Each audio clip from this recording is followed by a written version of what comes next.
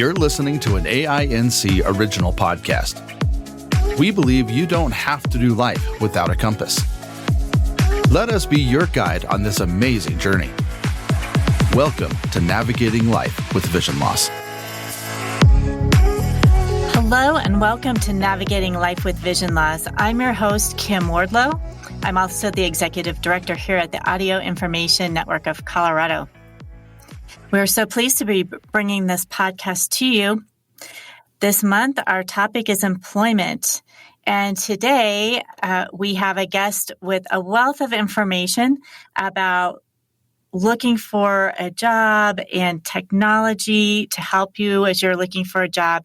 He's really specialized in assisting individuals with vision loss with finding a job. So when we come back, we will be talking with Billy Parker. He is the Director of Strategic Partnerships at NSITE, and he's responsible for developing key strategic business partnerships to advance their mission, which is helping individuals find employment and as well as training. He has over 20 years experience in the area of training, recruitment, business development, and disability employment. So stay tuned, don't go anywhere, and when we come back, we will talk to Billy. This is Navigating Life with Vision Loss. If you have a question, please visit us at aincolorado.org/podcast-guest. Make sure to subscribe to all of our podcasts so you don't miss a single episode. And now, here's your host, Kim Wardlow. Hello, Billy. Thanks so much for joining us again. I know a couple months ago you did an interview with Penn on AfterSight.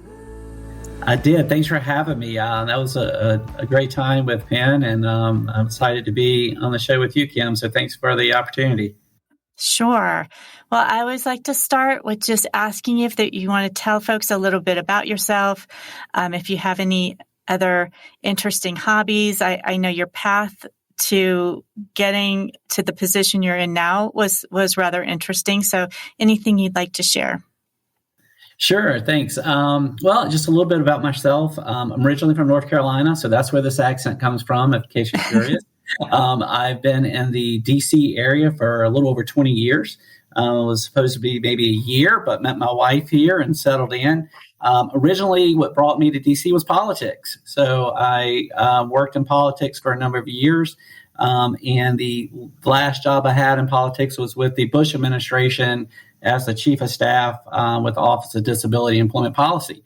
And that's what got me into disability employment policy. And so after finishing that, I had done a little work with National Industries for the Blind and was really excited about what they were doing and their innovation, and just pivoted completely out of politics and into working with disability employment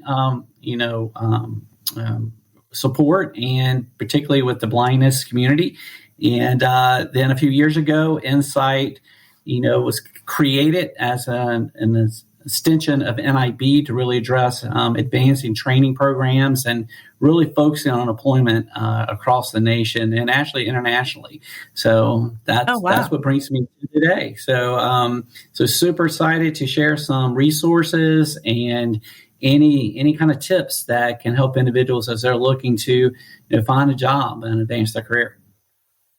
Well, thank you so much. I did not realize NSITE was international. I knew it was national, but not international. So that's great. And I'm very excited to have you share your experience and your knowledge with us today.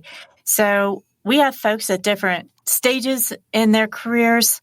Some may be young and doing that traditional, starting their first job, just looking for a career. And others, maybe individuals who have lost their vision mid-career, and now they're trying to re-enter the workforce. And so I just wondered, what resources do you recommend for people? And is it different, or are they the same if you're at the beginning of your career, or if you're partway through and have a fair amount of experience? Great question, Kim. So yeah, it does differ a bit, but not a lot. Obviously, individuals could lose their vision at any point of their life. So we work with individuals who've been blind since birth, all the way to individuals who, were, midway through their career or advanced in their career and lost their vision and had those skills that were able to transition, but needed just the technology training to get there. It definitely depends.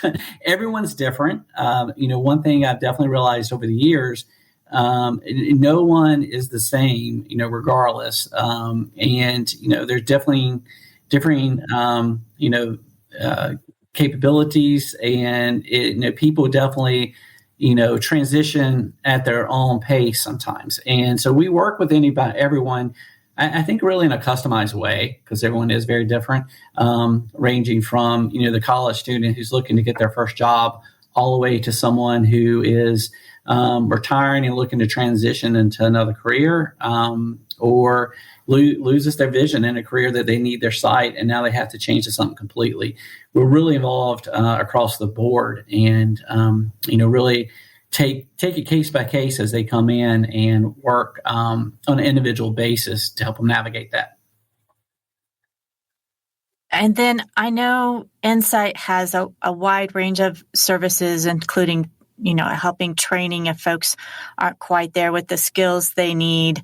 And maybe do you also help individuals where they love their job and maybe they don't need to change entirely the type of work they're doing, and they'd like to keep the job they have, but now they need to better understand what they need to do in terms of assistive technology. Perhaps their employer needs to understand what they need to do to be able to retain someone that they've already invested in.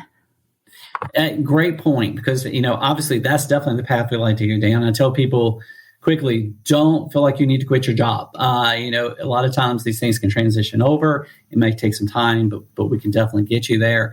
The one thing I say we do, and we really connect the dots to figuring out how you want to be successful. And so we work with all components. It's really the continuum of employment that we do at NSITE, from working with the individual, but also, and you mentioned it, the business, and make sure they have an understanding of, okay, what they need to do or provide to make sure it's going to be a success for the individual coming into the job. Or if they're currently already in the job, what do they need to be aware of as they transition to make sure that individual needs what they need? And oftentimes it's not even close to what they think it might need to be. There's not a huge cost on it. It's not a major transition in most cases. It's simple things that need to be adjusted and an awareness. But the key is having the open conversation, and the value of really like an NSITE. We can come in and be kind of that connector to be able to talk to the company and have that candid conversation. They might, have some concerns or questions they don't know if they can ask us. And then also doing that with the individual. So as the individual is maybe transitioning or feels like they're not going to be able to do the job they have, it's really important to have an understanding of the technology and resources out there now. And when I started doing this, 13, 14 years ago in this area, specifically in blindness, the technology, wasn't even close to where it is today. And because of the transition in that, we're seeing a lot more opportunities. So, but knowing there are things out there like JAWS and Zoom Jacks, and there are advanced training that you can take to navigate your JAWS to be able to do things that you wouldn't envision being able to do before, and even being able to be efficient on the job. So we make sure those things are addressed and provide that training as well and those resources. Do you advise individuals with their resumes or filling out online applications? Obviously, NSITE is specifically serving individuals with vision loss, but other very common sites like Indeed or LinkedIn or other types of career boards may not be as accessible. So do you help individuals with navigating other sites and what information they're putting out there in terms of their resume or online applications? Yeah, absolutely. So we have an individual on staff who helps individuals navigate that process when they come in. So determining, the best places they may want to place their resume, updating the resume. We're really excited. We have a partnership with American Printing House, and they have a great free training resources listed and on our website. It's a job seekers toolkit, which is outstanding. It's hosted on NSITE's job board and NSITE website, and that they can have free access to, which provides, self-awareness assessment, evaluation, career exploration, updating your resume, finding employment, interview tips, maintaining employment, all those things. So what we definitely try to do is, we're not experts in all things by any means. And there are a lot of organizations who do things very, very well. NSITE really, what we're trying to do is connect individuals to those resources that already exist and leverage those partnerships. And APH is just one example of that. But when an individual's coming in, this is a great place. When they come in, we point them in this direction and get them going with the APH things that are out there to create that resume. And then when they're ready, and one thing we're finding, Kim, quite a bit, not like, I don't know if it's a generational thing. I don't know, but it's just a lot of individuals just don't have resumes anymore. Right. Yeah. It's like not standard like it used to be. It's not. I'll say, can I get your resume? They're like, no, I don't have a resume. I'm like, okay, well, you need the resume. Or they may not even have the LinkedIn profile. So you mentioned LinkedIn. We're going pretty heavy into, because a lot of our training programs are designed for professional careers. We're training recruiters. We're training individuals in cybersecurity, contract management. Well, these are all careers you need to make sure you have a presence on LinkedIn. And with a lot of those programs, it's built in that, as part of that, they receive a LinkedIn. We help you build your LinkedIn profile and help navigate that. And not only that, we are working with individuals to help navigate LinkedIn itself on how do I go look for a job. And you're right, accessibility is not great with it, but there's some tips of how you navigate this. And one of our staff members has actually recently did a training session on this for a couple organizations on how you navigate LinkedIn and post your resume on this. So we definitely provide that advice for how to do that, because you have to be seen. And we do get questions quite a bit on, what do I include on a resume or my LinkedIn? Do I share that I'm, visually impaired? Do I not share that? Right. Those are things we help navigate, because they're tough questions as you're looking to get employed. Right. And do you do anything similar for Indeed? We don't do as much with Indeed, to be quite honest with you. We focus more on the LinkedIn area, because really that's where we see a lot of the professional profiles going out, and then you can look and connect with individuals. So Indeed is a great place to post a resume, but it doesn't have that connection to other professionals that we traditionally see. We actually have our very own job board called NSITE Connect that we designed, because what we were finding, individuals got lost in the big sites like Indeed.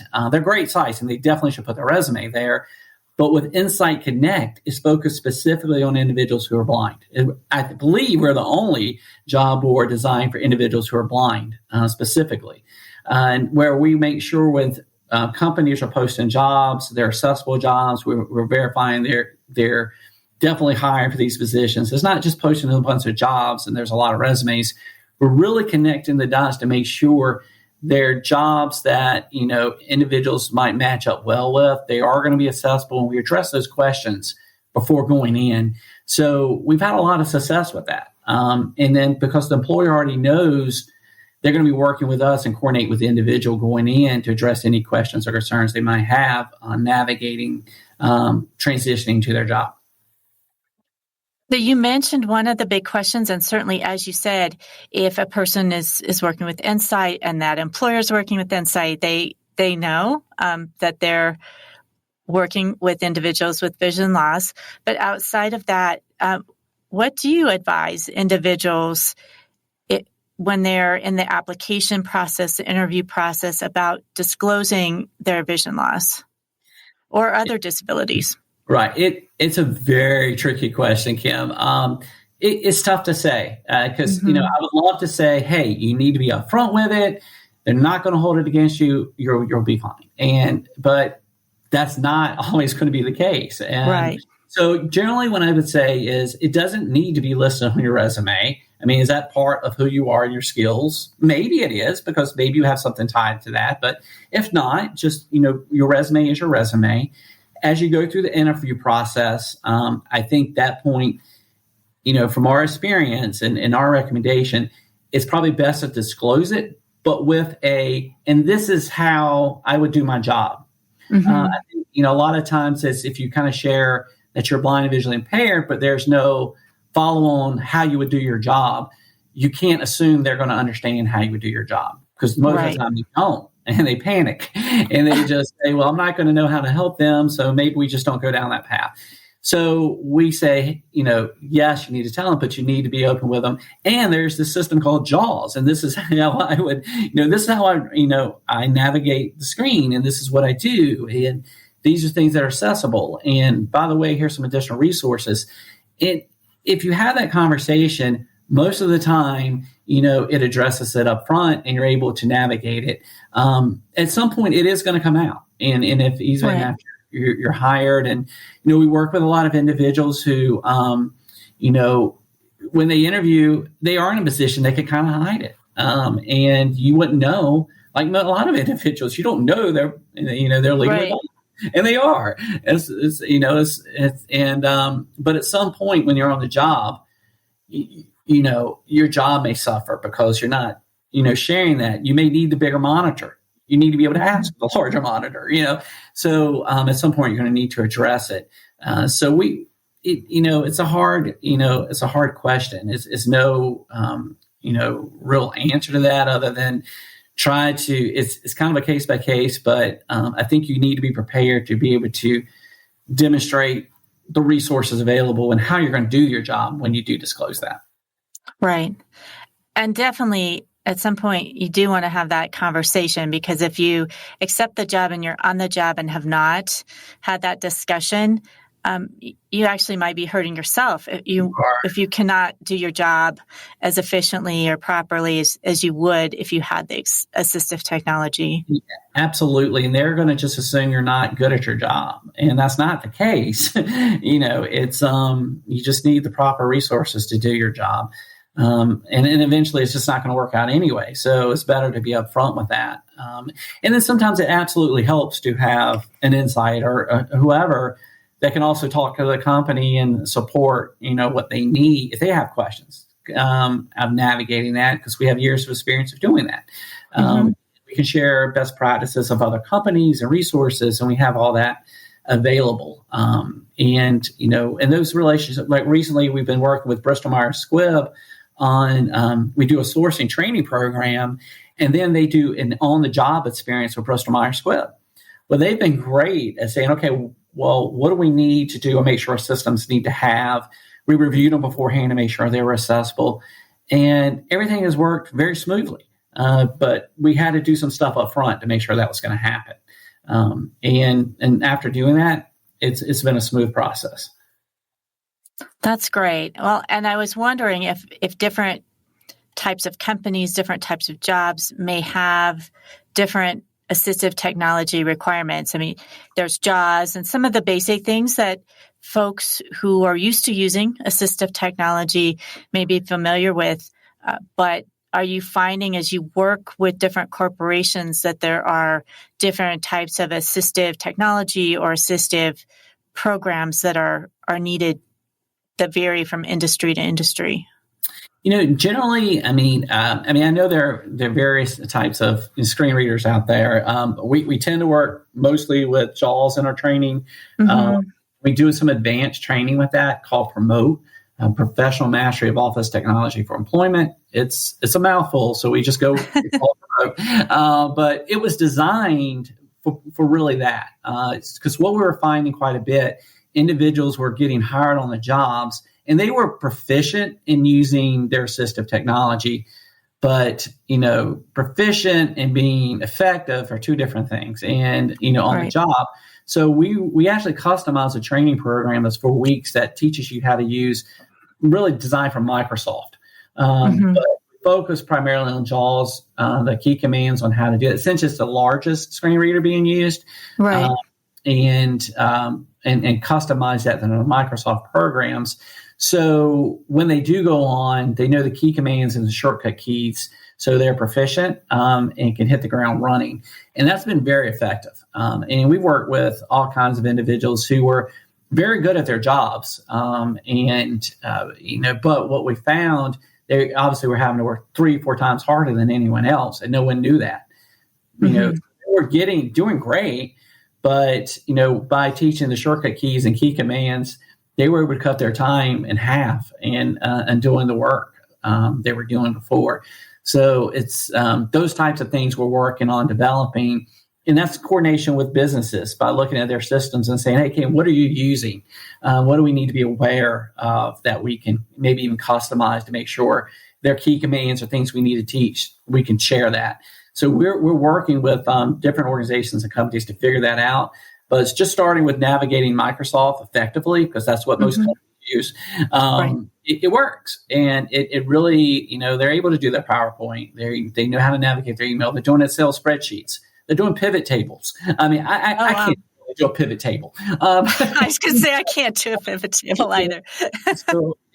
And they need that. We have individuals doing contract management. So they're dealing with large volumes of numbers and figures and, cells with the Department of Defense. And they have to navigate Excel at a high level. And we've really kind of developed a training they can do that.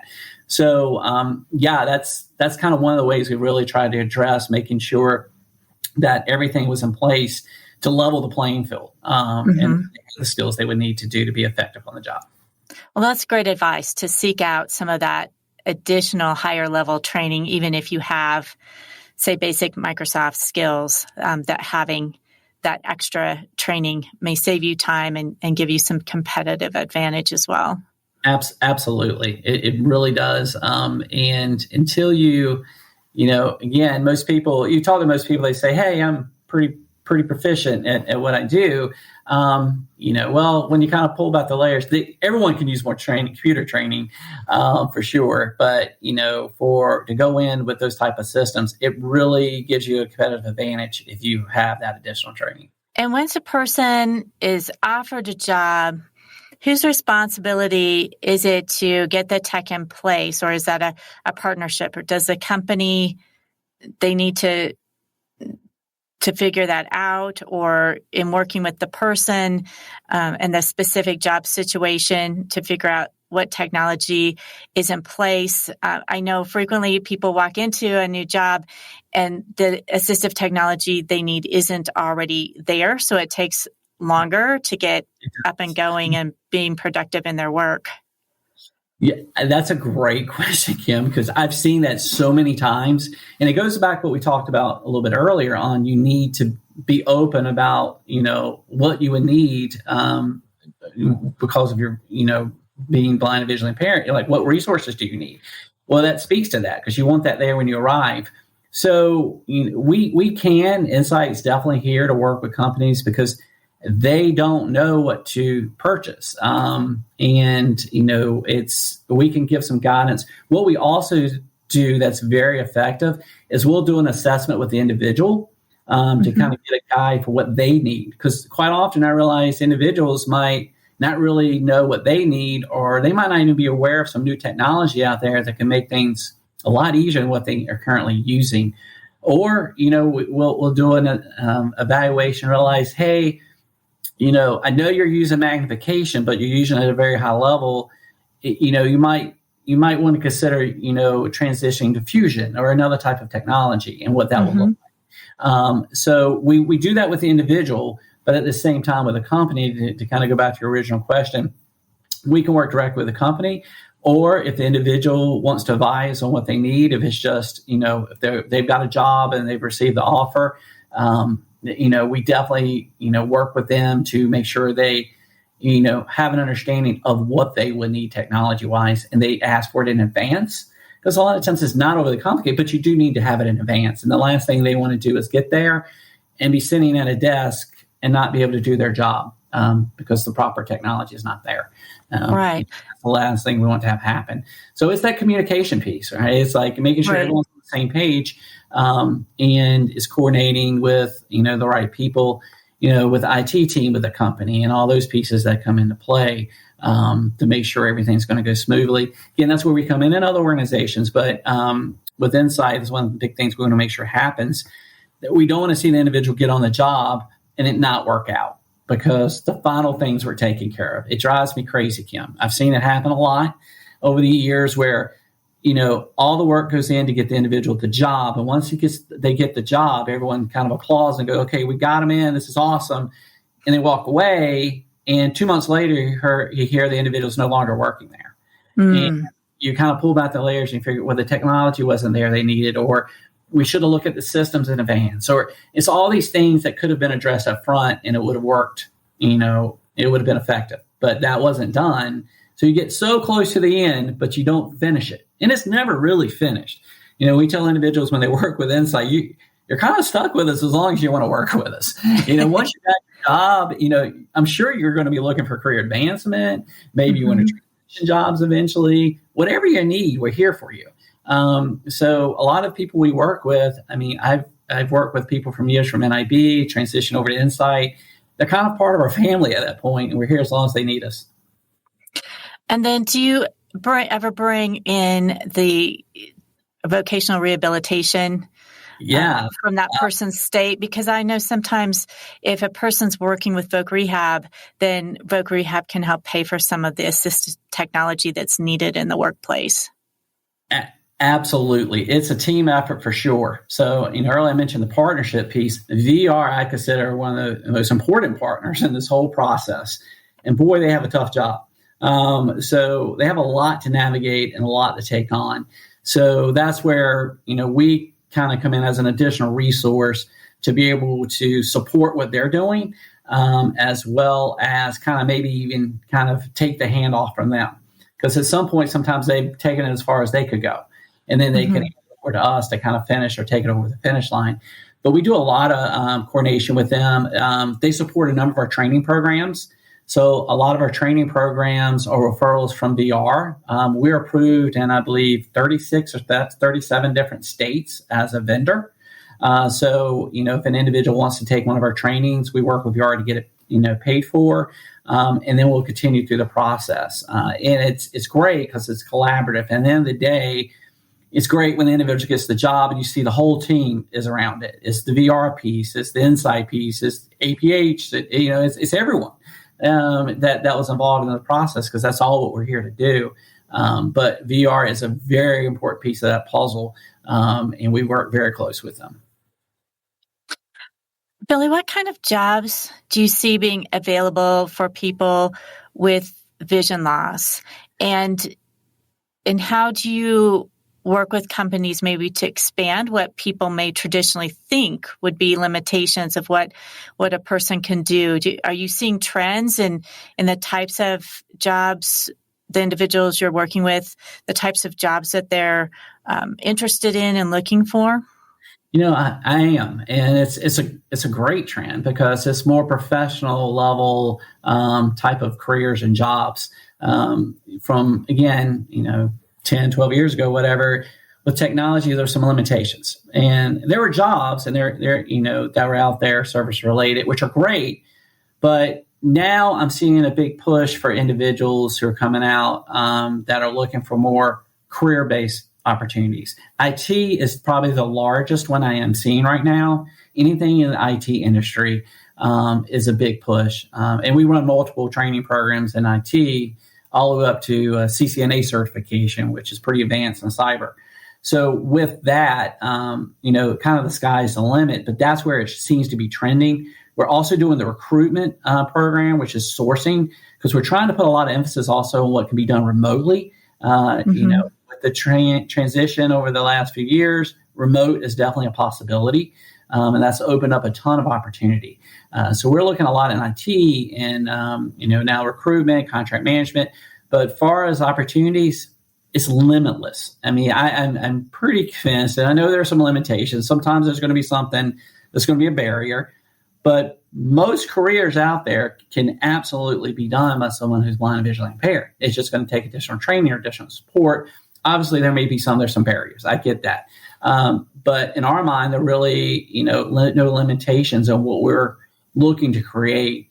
So one thing NSITE really is trying to do, anything that's not out there right now that's needed, we're kind of happy to kind of take on that challenge to develop and build it and roll it out as a program to hopefully create that pipeline for candidates to get that training to move forward. So we're trying to be really innovative, because it could be, the next, thing is around the corner. And we're just trying not to limit ourselves to what they may be. That's great. Well, and I know you've talked a lot about looking at professional types of careers, which again would help if you're transitioning from maybe receiving disability payments, and so you don't fall off the proverbial cliff, Right. And you're able to make that transition off of some of those government benefits into Absolutely. It has to be, it has to be, and that's what's so important we've seen, Kim, is it has to be a job and a salary range or career path that, it has to be worth taking that leap to get off those benefits. That's very scary. To do that. And so we're trying to make sure there are careers that that's worth taking the risk and making that transition, because the potential is so high. Well, Billy, any final thoughts or suggestions for our listeners that might be embarking on a job career search? Really, the biggest advice I say, it's up to you as an individual. You have to reach out. The resources are out there. NSITE is just one of them. There are many, many others out there. Use your resources. Go out there. Don't limit yourself. And just kind of build off of that. It's like anything else. When you want to be successful at something, it's going to take a lot of hard work, and it's going to be a tough road. But there are resources to support you, and I think that's one of those things I keep running into, where people, they don't know the resources are there, or they aren't familiar with the support they could have that could make them effective at what they, and the potential they could have. So don't limit yourself. No matter what you think you might be able to do, just don't limit yourself. Set your goals high, go for it. The support will be there to get you there. So we'll back you up on that, but a lot depends on you as an individual. So don't hesitate. Again, feel free to reach out to NSITE. It's NSITE.org. I would highly recommend going to NSITE Connect and getting your resume listed there. And we can kind of start the process for supporting you at that point. Well, Billy, thank you so much. As he said, if you want more information about NSITE specifically, go to nsite.org. You can also listen to the podcast of the AfterSITE episode that Penn Street did with Billy Parker, and it's just called Billy Parker NSITE. So check that out, because he goes much more in depth about the different services that NSITE offers. So if you have questions about that, certainly contact them directly, but you can also get a great overview from that podcast. Billy, thank you so much for joining us again on a different program, but still helping to support the work that Audio Information Network of Colorado is doing. I'm so excited about the work you're doing. It's so needed, and I think will be a great benefit to folks. Great. Thanks, Kim. And thanks for everything you guys are doing and spreading the message for the resources and things that are out there. So thanks so much for that. Thank you. Well, stay tuned. Next week, we will continue on in our month of talking about employment. I've already given a little promo for AfterSITE, but we also offer BlindSITE, which is about topics regarding mental health, and Blind Level Tech, which of course is all about assistive technology. So listen to those as well.